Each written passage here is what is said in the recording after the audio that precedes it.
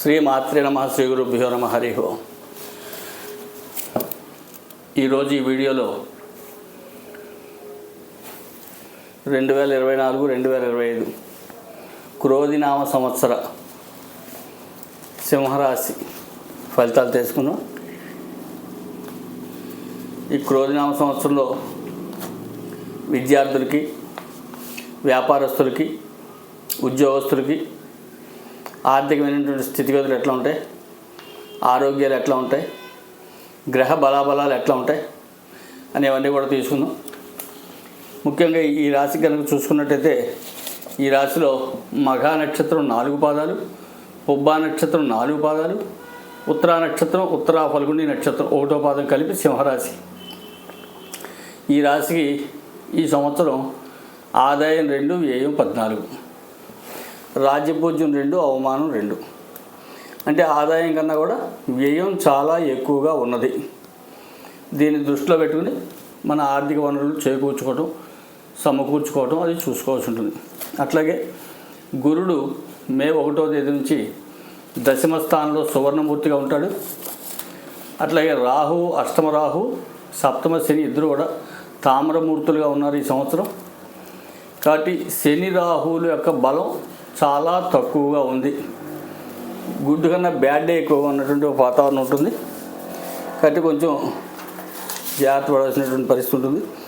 అట్లాగే ముఖ్యంగా ఈ రాశి వారికి ఆరోగ్యపరంగా చెస్ట్కి సంబంధించి, స్టమక్ సంబంధించి, మోకాళ్ళ కింది భాగం, పాదాల భాగాల విషయాల్లో కొంచెం కేర్ఫుల్గా ఉండవలసినటువంటి పరిస్థితి ఉంది.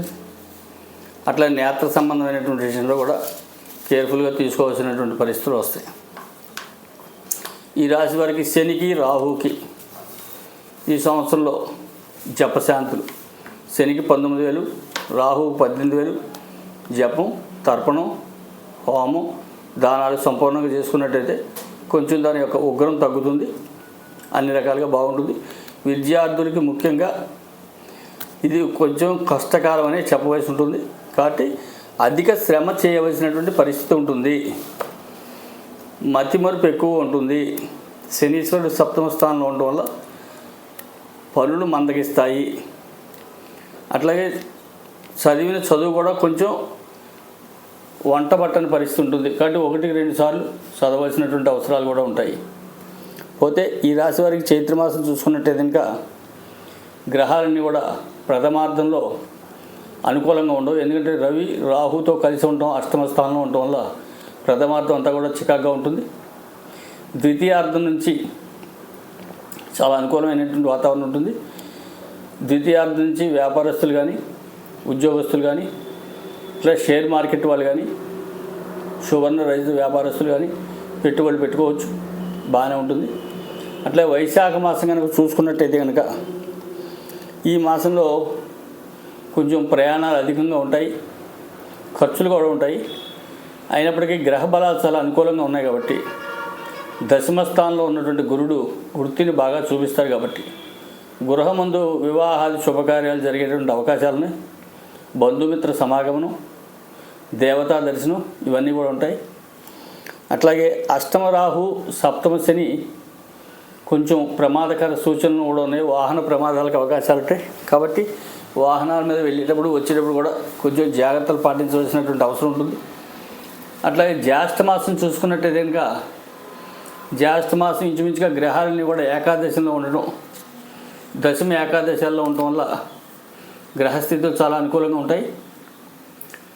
శని రాహువులు ఎట్లా ఉన్నప్పటికీ కూడా మిగతా గ్రహాలైనటువంటి రవి, బుధ, శుక్ర, కుజుడు, గురుడు కూడా బలంగా ఉండటం వల్ల చాలా అనుకూలమైనటువంటి పరిస్థితి ఉంటుంది. అయితే కేతు ధనస్థానంలో ఉండడం వల్ల కొంత ధన నష్టాన్ని కలగజేస్తాడు. కాబట్టి ఆర్థికమైనటువంటి విషయాల్లో జాగ్రత్త చూసుకోవాల్సినటువంటి అవసరం ఉంటుంది ఈ సంవత్సరం అంతా కూడా. అట్లాగే ఆషాఢ మాసం చూసుకున్నట్టయితే కనుక కొంచెం గ్రహాలని కూడా మళ్ళీ వ్యయంలో పడేటువంటి పరిస్థితి వస్తాయి. కాబట్టి ఈ వ్యయంలో ఉన్నటువంటి గ్రహాలు అనారోగ్యాన్ని సూచిస్తాయి, ఆర్థిక ఇబ్బందులు చూపిస్తాయి. అట్లాగే విద్యార్థులకి కొంచెం శ్రమకు తగ్గ ఫలితాన్ని తగ్గిస్తాయి. స్వర్ణ రహిత వ్యాపారస్తులు కూడా కొంచెం జాగ్రత్త పడవలసినటువంటి అవసరాలు ఉంటాయి. సో ఈ ఆషాఢ మాసం ఏమైనప్పటికీ కూడా కొంచెం జాగ్రత్త వహించవలసినటువంటి అవసరం ఉంటుంది. అట్లా శ్రావణ మాసం చూసుకున్నట్టయితే కనుక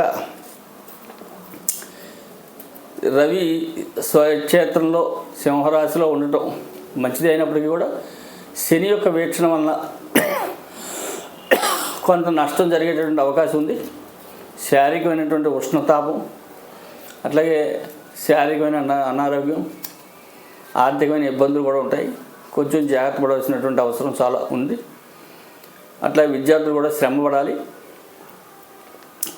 పోతే శ్రావణ మాసం కనుక చూసుకున్నట్టయితే ప్రథమార్థం కన్నా కూడా ద్వితీయార్థం చాలా బాగుంటుంది.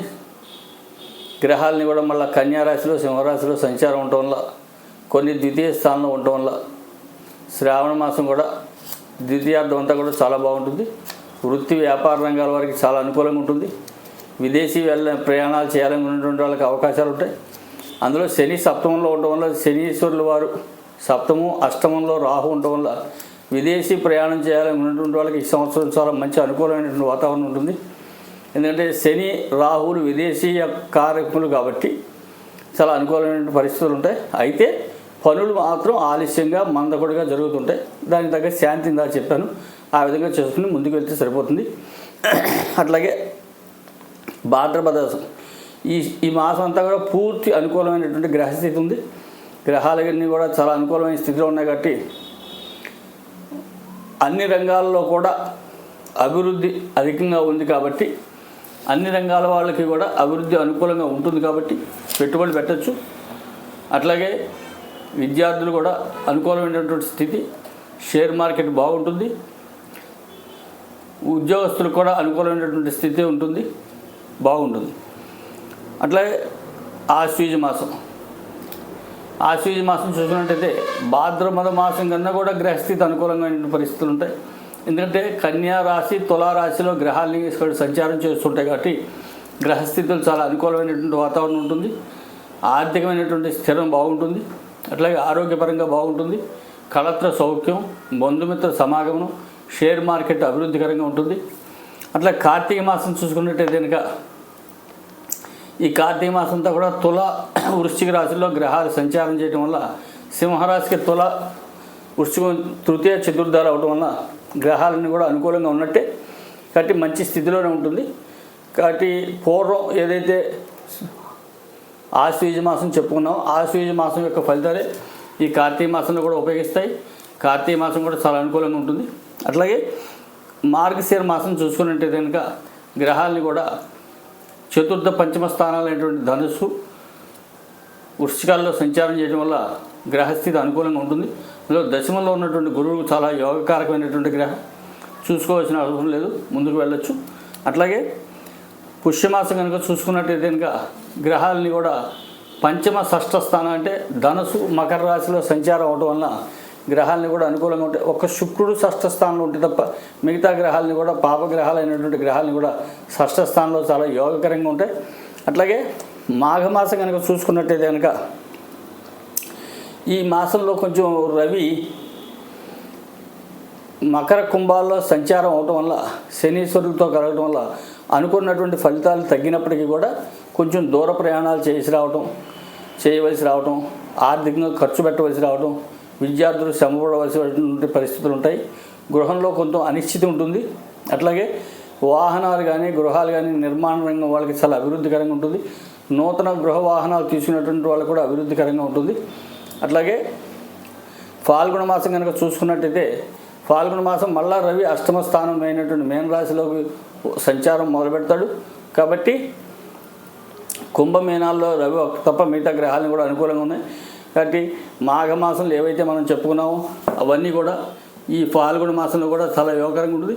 ఏమైనప్పటికీ కూడా ఒక 3-4 నెలలు తప్ప ఈ సంవత్సరం అంతా కూడా అనుకూలమైన పరిస్థితి ఉంటుంది. అయినప్పటికీ శని రాహుల యొక్క ప్రభావం వల్ల కొంత దుష్ఫలితాలు అనుభవించవలసిన పరిస్థితి ఉంటుంది. కాబట్టి శనికి రాహుకి మాత్రం శాంతి చేసుకోవడం మర్చిపోవద్దు. శాంతి చేసుకోవడంలో గృహందు సౌఖ్యం, ఆరోగ్యాలు, ఐశ్వర్యం, రుణాల భారం తగ్గటం, రుణాలు చేయవలసినటువంటి అవసరం లేకపోవడం జరుగుతాయి. కొంచెం జాగ్రత్త ఉండడం. అట్లాగే విద్యార్థుల పట్ల తల్లిదండ్రులు ఒక దృష్టితో గమనిస్తూ ఈ సింహరాశి వాళ్ళకి శని సప్తమ స్థానంలో ఉండటం వల్ల చెడు సావాసాలకు అవకాశం ఉంటుంది. కాబట్టి కొంచెం జాగ్రత్తగా ఉండవలసినటువంటి అవసరం ఉంటుంది. హరి ఓం తత్సత్. ఈ సర్వే జన సుఖినో భవంతు. ఈ వీడియోని లైక్ చేయండి, షేర్ చేయండి, 10 మంది సబ్స్క్రైబ్ చేయించండి. హరి ఓం తత్సత్.